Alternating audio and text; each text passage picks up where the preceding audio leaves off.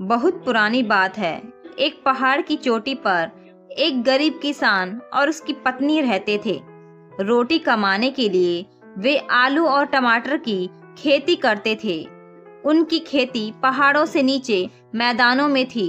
दोनों पति पत्नी बहुत मेहनती थे। धीरे धीरे उनकी उम्र बढ़ रही थी और ताकत कम होती जा रही थी। वे दोनों संतान की बहुत इच्छा रखते थे। एक दिन दोनों आपस में बातें कर रहे थे कि कितना अच्छा होता अगर हमें भी एक संतान होती। जब हम बूढ़े हो जाते तो वह हमारे खेतों की रखवाली करता और राजा को भी लगान चुकाता। बुढ़ापे में वह हमें हर तरह से आराम देता। उन दोनों ने सच्चे दिल से नदी और पहाड़ों के देवता से प्रार्थना की। थोड़े ही दिनों बाद किसान की पत्नी गर्भवती हुई। 9 महीने बाद उसे एक बच्चा हुआ, लेकिन वह आदमी का बच्चा नहीं बल्कि एक मेंढक था जिसकी लाल आंखें चमक रही थी। बूढ़ा किसान बोला, यह कैसी अजीब बात है। यह तो मेंढक है, इसकी लाल आंखें देखो कैसी चमक रही है। इसे घर में रखने का क्या फायदा, चलो इसे बाहर फेंक आते हैं। लेकिन पत्नी का मन उसे फेंकने को नहीं हुआ। उसने कहा, भगवान हमसे नाराज हैं। उन्होंने हमें बच्चे की जगह एक मेंढक दिया है, लेकिन अब तो यही मेंढक हमारा बच्चा है, इसलिए हमें इसे फेंकना नहीं चाहिए। मेंढक मिट्टी और तालाबों में रहते हैं। हमारे घर के पीछे जो छोटा तालाब है उसमें इसे छोड़ आओ, ये वहीं रह जाएगा। किसान ने मेंढक को उठाया। जब वह उसे ले जाने लगा तो मेंढक बोला, माँ पिताजी, मुझे इस तालाब में मत डालिए। मैं आदमियों के घर पैदा हुआ हूँ और मुझे आदमियों की तरह ही रहना चाहिए। जब मैं बड़ा हो जाऊंगा तो मेरी शक्ल बिल्कुल आप जैसी हो जाएगी और मैं भी आदमी बन जाऊंगा। बूढ़ा किसान हैरान हो गया। उसने अपनी पत्नी से कहा, यह तो बिल्कुल हमारी तरह बोलता है, लेकिन जो कुछ उसने कहा है वह हमारे लिए तो अच्छा ही है। किसान की पत्नी ने कहा, भगवान ने जैसे तैसे तो हमें यह दिन दिखाए हैं। अगर ये बोल रहा है तो सच ही होगा। हो सकता है कि इस समय किसी श्राप के कारण ये मेंढक बन गया हो, इसलिए आप इसे घर में ही रहने दीजिए। दोनों पति पत्नी ने मेंढक को अपने साथ ही रख लिया। 3 साल बीत गए। इस बीच मेंढक ने देखा कि उसकी माता पिता कितनी मेहनत करते थे। एक दिन मेंढक ने अपनी बूढ़ी माँ से कहा, माँ, मेरे लिए आटे की एक रोटी बना दो। मैं कल राजा के पास जाऊंगा और उसके महल में जाकर उससे मिलूंगा। राजा की 3 बेटियां हैं। मैं उनसे कहूंगा कि वह अपनी एक बेटी की शादी मुझसे कर दें। मैं उन तीनों में से उससे शादी करूंगा जो सबसे ज्यादा दयावान और तुम्हारे काम में सबसे ज्यादा मदद कर सके। माँ ने कहा, बेटे, ऐसे मजाक की बात मत करो। क्या तुम समझते हो कि तुम्हारे जैसे छोटे और भद्दे जानवर के साथ कोई अच्छा आदमी अपनी सुंदर बेटी का हाथ देगा? तुम जैसों को तो कोई भी पैर से दबाकर कुचल देगा। मेंढक ने कहा, माँ, तुम रोटी तो बनाओ। तुम देखना, मैं तुम्हारे लिए एक अच्छी बहू जरूर लाऊंगा। आखिर में बूढ़ी औरत राजी हो गई और उसने मेंढक के लिए एक रोटी बना दी और उसे एक थैले में रख दिया। मेंढक ने थैला अपने कंधे पर लटकाया और कूदता हुआ घाटी के किनारे बसे राजा के महल की ओर चल दिया। जब वह महल के दरवाजे के पास पहुंचा तो उसने दरवाजा खटखटाया। महाराज, महाराज, दरवाजा खोलो। राजा ने किसी को दरवाजा खटखटाते सुना और अपने नौकर को बाहर भेजा। नौकर हैरान होकर लौटा। उसने कहा, महाराज, बड़ी अजीब सी बात है। एक छोटा सा मेंढक दरवाजे पर खड़ा आपको पुकार रहा है। राजा के मंत्री ने कहा, महाराज, यह जरूर कोई भूत प्रेत है। इस पर राख डलवा दीजिए। लेकिन राजा राजी नहीं हुआ। उसने कहा, नहीं, रुको, यह जरूरी नहीं कि वह कोई भूत प्रेत ही हो। मेंढक पानी में रहते हैं। हो सकता है कि वह जल देवता के महल से कोई संदेश लेकर आया हो। जिस तरह देवताओं का स्वागत किया जाता है उसी तरह इसका स्वागत करो। पहले उस पर दूध छिड़क दो, इसके बाद मैं खुद देखूंगा कि वह कौन है और मेरे राज्य में किस लिए आया है। उसके नौकरों ने ऐसा ही किया। मेंढक का उसी तरह सम्मान किया गया जैसे देवताओं का किया जाता है। उन्होंने उस पर दूध छिड़का और कुछ दूध हवा में भी उड़ाया। उसके बाद राजा खुद दरवाजे पर आ गया और उसने पूछा, मेंढक देवता, क्या तुम जल देवता के महल से आ रहे हो? हम तुम्हारी क्या सेवा कर सकते हैं? मेंढक ने जवाब दिया, मैं जल देवता के महल से नहीं आया हूँ। मैं तो अपनी इच्छा के अनुसार आपसे मिलने आया हूँ। आपकी सब लड़कियाँ शादी के लायक हैं। मैं उनमें से एक से शादी करना चाहता हूँ। मैं आपका दामाद बनने आया हूँ। आप मुझे उनमें से किसी एक का हाथ दे दीजिए। राजा और उसके सब नौकर मेंढक की इस बात को सुनकर बहुत डर गए।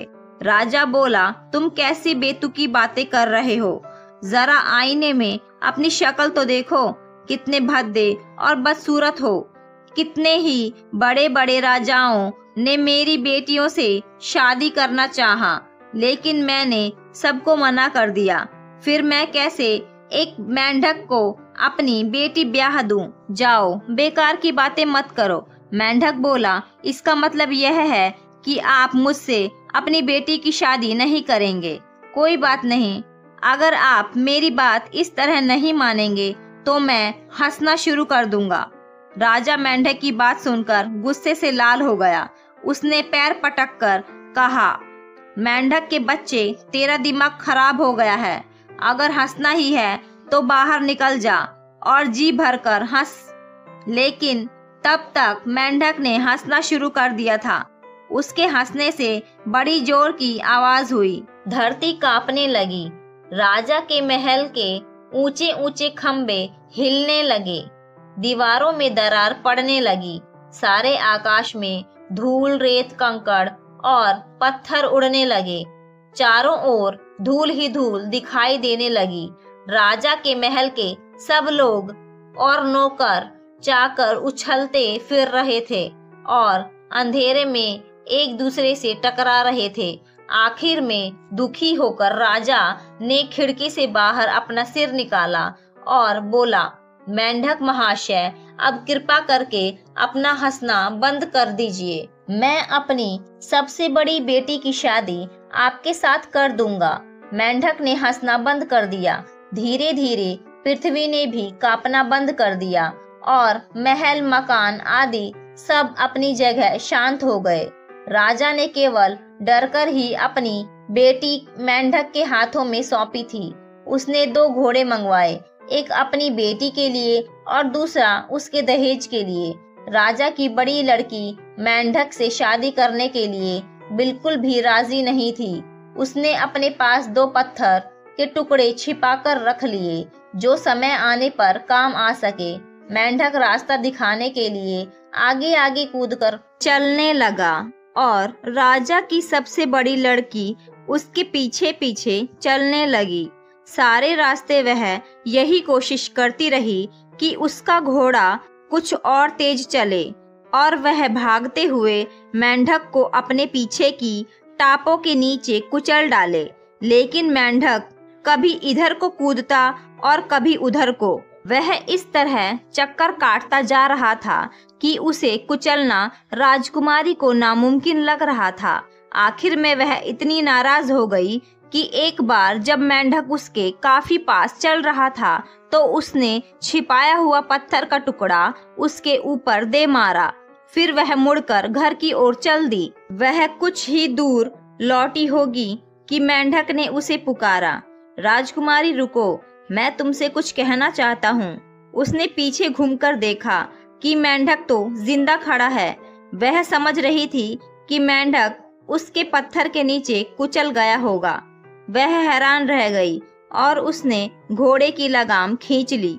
मेंढक उससे बोला, देखो, हमारे भाग्य में पति पत्नी होना नहीं लिखा है। अब तुम घर लौट जाओ, क्योंकि इसी में तुम्हारी खुशी है।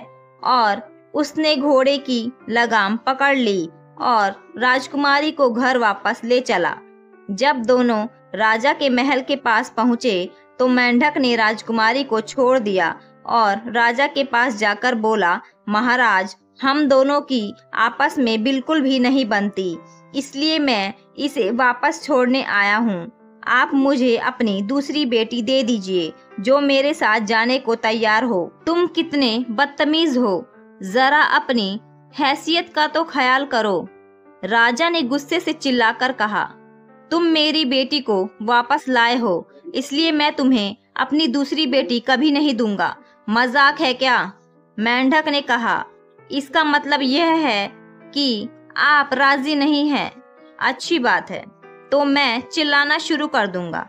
राजा ने सोचा कि अगर वह चिल्लाता है तो कोई हर्ज नहीं, बस उसका हंसना ही खतरनाक है। उसने चिढ़ाते हुए कहा, जी भरकर चिल्लाओ। और मेंढक ने चिल्लाना शुरू कर दिया। उसकी आवाज इतनी तेज थी मानो रात के समय बड़ी जोर से बिजली कड़क रही हो। धीरे धीरे सारी जमीन पानी के बहाव में घिरने लगी और पानी चढ़ता चढ़ता राजा के महल तक आ पहुंचा। राजा ने खिड़की से अपनी गर्दन बाहर निकाली और चिल्लाकर कहा, मेंढक महाशय, चिल्लाना बंद कर दीजिए, नहीं तो हम सब मारे जाएंगे। मैं तुम्हें अपनी दूसरी बेटी को दे दूंगा। मेंढक ने तुरंत चिल्लाना बंद कर दिया और धीरे धीरे पानी नीचे बैठने लगा। राजा ने फिर अपने नौकरों को आदेश दिया कि 2 घोड़े अस्तबल से निकाल कर लाओ, एक राजकुमारी के लिए और दूसरा उसके दहेज के सामान के लिए। इसके बाद राजा ने अपनी दूसरी बेटी को आज्ञा दी कि वो मेंढक के साथ चली जाए। राजा की दूसरी बेटी भी मेंढक के साथ जाने को राजी नहीं थी। उसने भी घोड़े पर चढ़ते समय एक बड़ा सा पत्थर अपने पास छिपा कर रख लिया।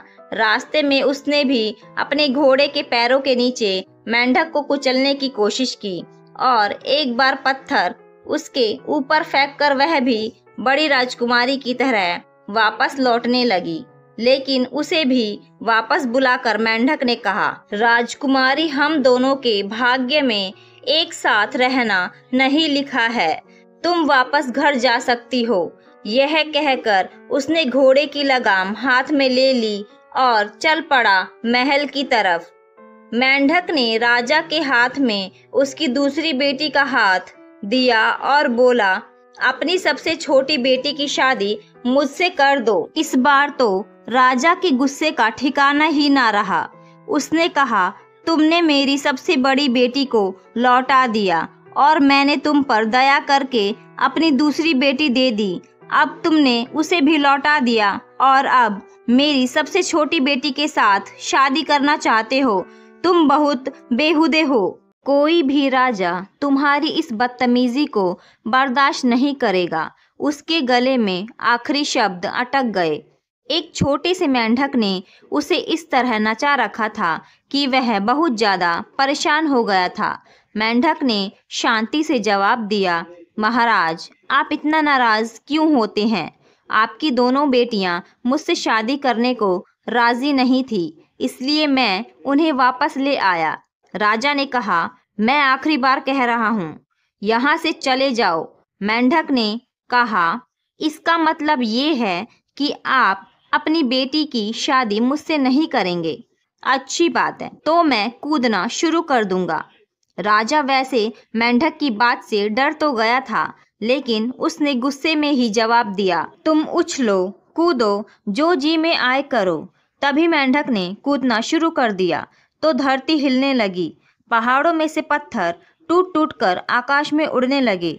सारा आकाश पत्थरों और धूल मिट्टी से ढक गया और सूरज दिखाई देना बंद हो गया। राजा के महल की दीवारें भी जोर जोर से हिलने लगी कि लग रहा था कि महल अब गिरा कि तब गिरा। अब तो हार कर राजा को खड़े होकर यह कहना ही पड़ा कि वह मेंढक के हाथ में अपनी तीसरी बेटी का हाथ दे देगा।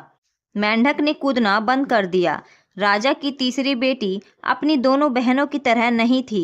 उसके दिल में बहुत दया थी। उसने सोचा कि यह मेंढक कोई साधारण मेंढक नहीं है, बल्कि काफी चतुर लगता है। वह मेंढक के साथ जाने के लिए तैयार हो गई। मेंढक उसे घर ले आया। मेंढक की माँ हैरान हो गई कि मेरा भद्दा और छोटा सा बेटा कितनी सुंदर बहू ले आया है। लड़की बहुत काम करने वाली थी और रोज अपनी सास के साथ खेत पर काम करने जाती थी। बूढ़ी औरत उससे बहुत प्यार करती थी और लड़की भी अपनी सास की बहुत इज्जत किया करती थी। दोनों बहुत सुखी थे। पतझड़ का मौसम आया। गांवों में हर साल घोड़ों की एक बहुत बड़ी दौड़ हुआ करती थी। सैकड़ों गांवों से गरीब और अमीर लोग अपने अपने तंबू लेकर घुड़दौड़ में आया करते थे और नाचते गाते शराब पीते हुए घोड़ों की दौड़ किया करते थे। आमतौर पर वहां लड़के लड़कियां अपने प्रेमी प्रेमिका ढूंढने आया करते थे। इस बार मेंढक की माँ की भी यही इच्छा थी कि मेंढक साथ में जाए, लेकिन मेंढक ने कहा, माँ, रास्ते में बहुत से पहाड़ और नदी नाले पार करने पड़ते हैं, तुम ही चली जाओ, मैं कहाँ कहाँ जाऊंगा। और मेंढक घर पर ही रह गया। घर के सब लोग घुड़दौड़ में चले गए। घुड़दौड़ का मेला 3 दिन का हुआ करता था। रोज जो भी आदमी जीत जाता उसकी बड़ी इज्जत होती और लोग उसे अपने यहाँ बुलाकर दावत दिया करते। घुड़दौड़ के तीसरे दिन जब आखिरी दौड़ शुरू होने ही वाली थी, एक नौजवान हरे रंग की पोशाक पहने हुए अपने घोड़े पर सवार होकर वहां आया। उसका शरीर मजबूत था और वह बहुत सुंदर लगता था। उसके घोड़े की जीन पर लाल मोती लगे हुए थे। जब उसने लोगों से आखिरी घुड़दौड़ में भाग लेने के लिए इजाजत मांगी तो सब उसकी ओर देखने लगे। जब घुड़दौड़ शुरू हुई तो लोग भागना शुरू कर रहे थे, लेकिन वह अपनी जीन ठीक कर रहा था।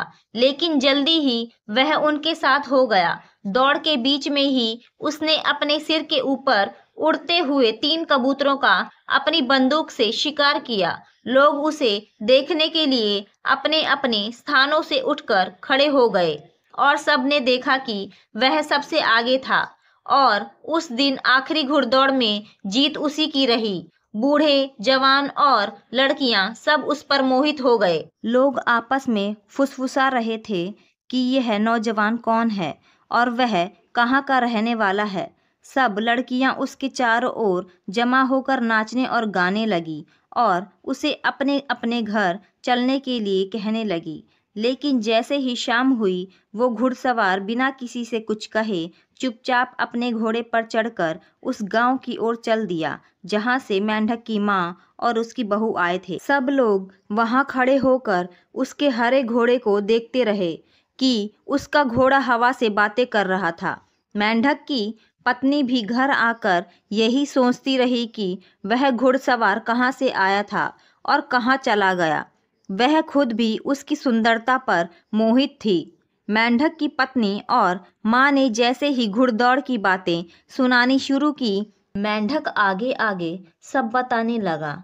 उन लोगों को यह सुनकर बड़ा अचरज हुआ कि मेंढक सब बातें पहले से ही जानता है और उस सुंदर घुड़सवार के बारे में भी जानता है जिसने आज घुड़दौड़ जीती थी। अगले साल फिर पतझड़ के दिनों में घुड़दौड़ हुई। मेंढक की पत्नी, माँ और पिता फिर घुड़दौड़ में गए। जब घुड़दौड़ शुरू हुई तो सब लोग उस हरे घुड़सवार की राह देखने लगे और सोचने लगे कि इस बार जरूर उसका नाम पता पूछ लेंगे। घुड़दौड़ के आखिरी दिन जब आखिरी दौड़ हो रही थी, हरा घुड़सवार फिर अपने हरे घोड़े पर बैठकर वहां आया। लोग उसे देखकर हैरान रह गए। इस बार उसके शरीर पर पिछली बार से भी ज्यादा सुंदर और कीमती कपड़े थे।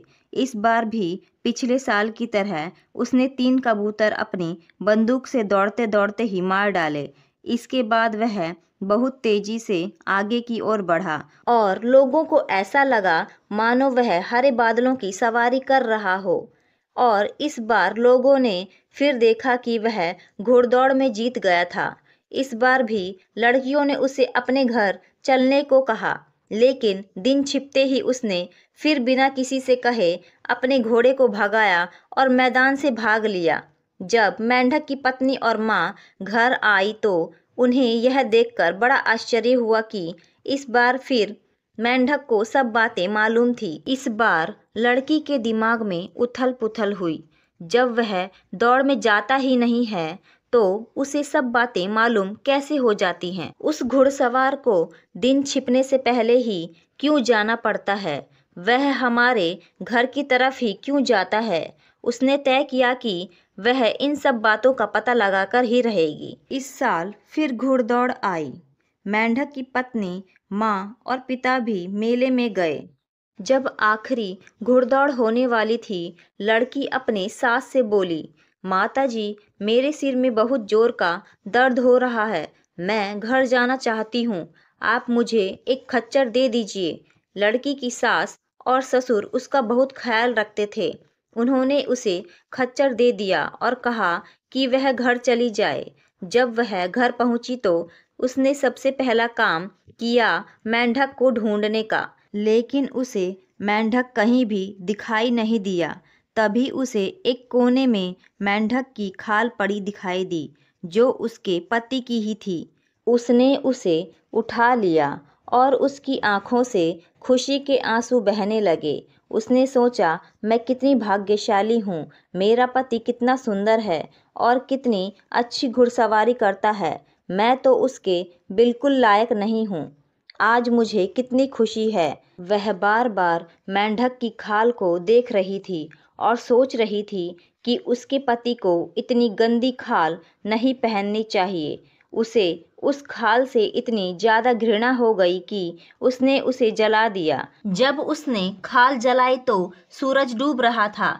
तभी अचानक वह नौजवान अपने हरे घोड़े पर सवार बादलों की तरह उड़ता हुआ वहां आया। जब उसने अपनी पत्नी को खाल जलाते हुए देखा तो उसका रंग डर के मारे पीला पड़ गया और उसने तुरंत घोड़े से उतरकर खाल को आग में जलने से बचाना चाहा, लेकिन उसे बहुत देर हो गई थी। मेंढक की केवल एक टांग ही बची थी। उसने एक ठंडी सांस ली और घर के सामने पड़े एक बड़े पत्थर पर जाकर गिर पड़ा। लड़की यह देखकर बहुत डर गई और उसकी सहायता करने के लिए दौड़ी और कहा, तुम इतने अच्छे आदमी हो, इतनी बढ़िया घुड़सवारी करते हो, फिर तुम मेंढक क्यों बने रहना चाहते हो? क्या तुम नहीं सोचते कि यह मुझे कितना बुरा लगता है? लड़के ने जवाब दिया, तुमने बहुत ज्यादा जल्दी कर दी थी। जो कुछ भी तुमने किया है वह करने के लिए हमें कुछ दिन रुकना था।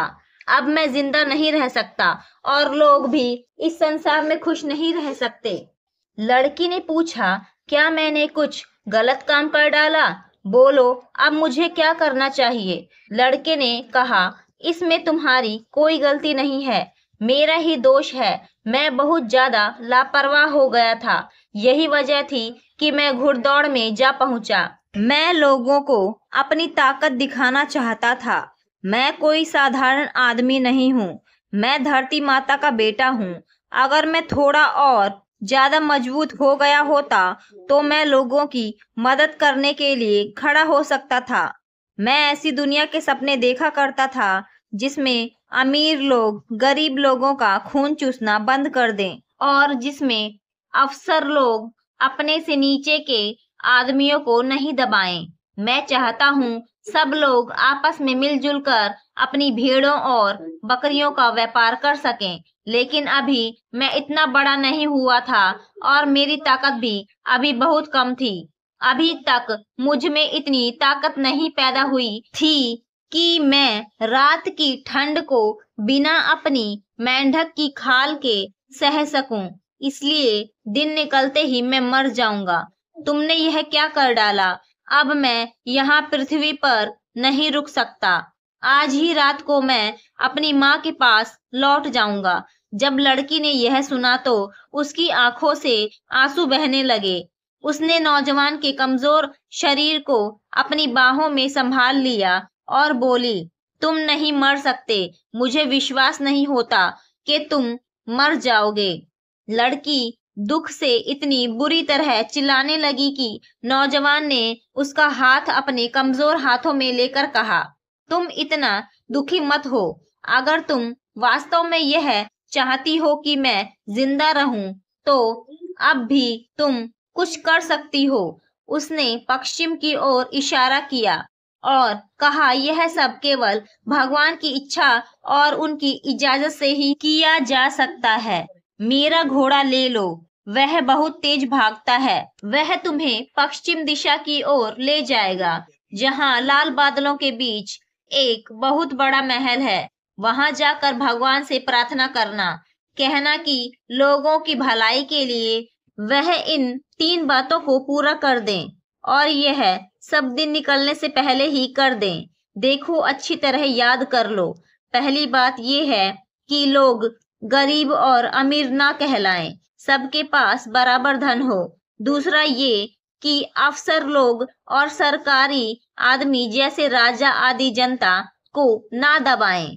और तीसरा ये कि हमारे पास नगरों तक जाने के लिए सड़कें हों और हम वहां जाकर व्यापार कर सकें। अगर भगवान तुम्हारी इन 3 बातों को मान जाते हैं तो हम सब सुख से रह सकेंगे, और मुझ में भी इतनी ताकत हो जाएगी कि मैं रात को भी बिना मेंढक की खाल के रह सकूंगा।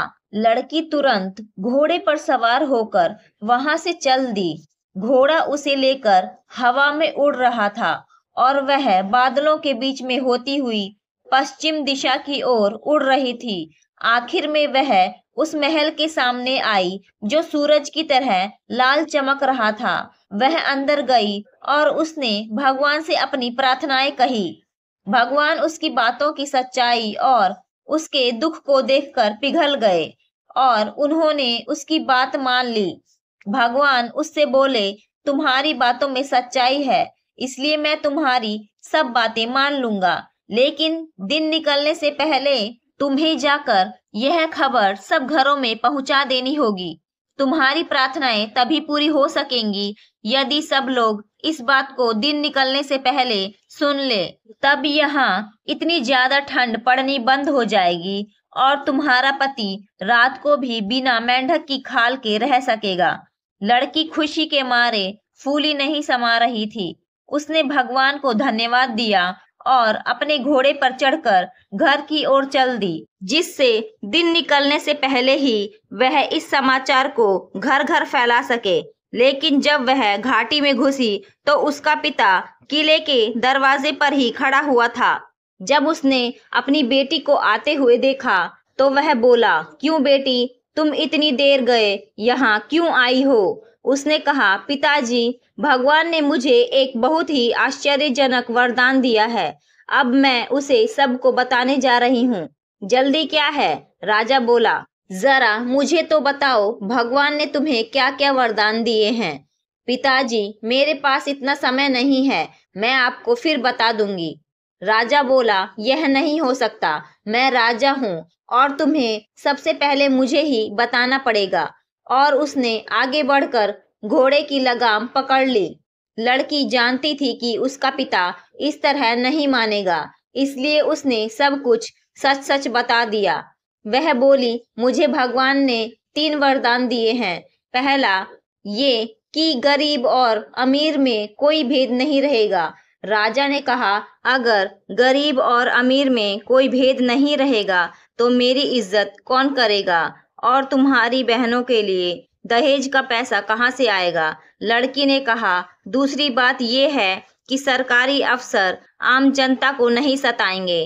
राजा गुस्से से बोला, फिर हमारा काम कौन करेगा? हमारी भेड़ बकरी कौन चराएगा? हमारे खेत कौन जोतेगा? अच्छा, और तीसरा वचन क्या है? लड़की बोली, तीसरी बात यह है कि यहाँ से नगरों तक का रास्ता बन जाए और हम लोग वहां पर व्यापार कर सकें। लेकिन राजा ने बीच में ही टोक कर कहा, ये सब बेकार की बातें हैं, मैं तुम्हें इनमें से एक भी शब्द लोगों को नहीं बताने दूंगा। लड़की ने चिल्लाकर कहा, मुझे आप तुरंत जाने दीजिए। लेकिन उसके पिता ने घोड़े की लगाम नहीं छोड़ी और बोला, तुम्हारा दिमाग खराब हो गया है। क्या तुम चाहती हो कि तुम्हारी बहनों की शादी में मैं दहेज ना दूं? क्या तुम अपने पिता की बेइज्जती कराना चाहती हो? तभी मुर्गा बोला, लड़की की समझ में कुछ नहीं आ रहा था कि क्या किया जाए। आखिर में निराश होकर उसने अपने घोड़े को बड़े जोरों से कोड़ा लगाया। घोड़े ने राजा को एक ओर फेंक दिया और हवा से बातें करने लगा। तभी मुर्गा दूसरी बार बोला। लड़की अभी पहले मकान पर ही पहुंच पाई थी। लड़की का दिल बैठने लगा। वह लोगों के घर जल्दी जल्दी जाना चाहती थी। वह बहुत डर गई। वह अब तक कुछ ही घरों में अपनी बात कह पाई थी कि मुर्गा तीसरी बार फिर बोला। लड़की बहुत दुखी हो गई। अब तो बहुत देर हो गई थी। वह अपने घर पहुंची तो उसने देखा कि उसके ससुर उसके पति के पास खड़े हुए रो रहे हैं और उसकी सास मरे हुए की आत्मा को शांति देने के लिए भगवान से प्रार्थना कर रही है। सब बेकार हो गया था। वह अपने पति के शव पर गिर पड़ी और अपने पिता को कोसती हुई जोर जोर से रोने लगी। इस घुड़सवार नौजवान के शव को वहां से कुछ दूर पर ही एक चट्टान पर दफना दिया गया। रोज शाम को जाकर वह लड़की उसकी कब्र के पास रोती। आखिर में एक दिन वह खुद भी पत्थर में बदल गई। उस दिन के बाद लोगों को उसका रोना सुनाई देना बंद हो गया। आज भी उस कब्र के पास वह पत्थर की लड़की बनी हुई है। बहुत दूर से देखने पर ही आपको मालूम चल जाएगा कि वह कोई लड़की है जिसके बाल बिखरे हुए हैं और वह भगवान से प्रार्थना कर रही है। कहानी को अंत तक सुनने के लिए धन्यवाद।